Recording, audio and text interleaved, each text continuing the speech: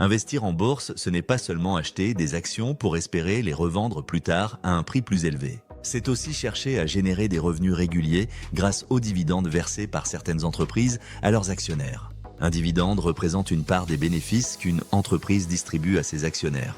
Il n'est ni automatique ni assuré. Il doit être décidé chaque année par l'Assemblée générale des actionnaires. Le montant varie selon la santé financière de l'entreprise et sa politique de distribution.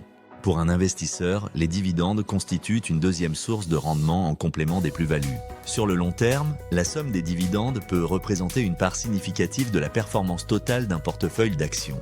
Cela implique toutefois quelques prérequis. D'abord, il faut disposer d'un portefeuille suffisamment conséquent, car un taux de rendement de l'ordre de 3% sur un capital modeste ne génère qu'un revenu limité.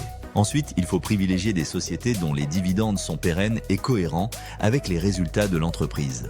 Une stratégie orientée dividendes peut s'appuyer sur plusieurs approches.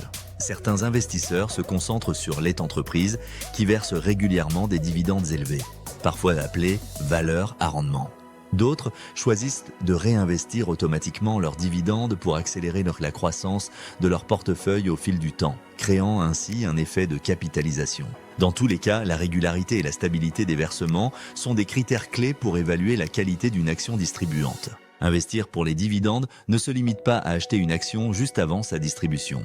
Il faut analyser les fondamentaux de l'entreprise, sa capacité à maintenir ou augmenter le dividende et diversifier ses positions pour réduire les risques propres à un secteur ou à une société spécifique.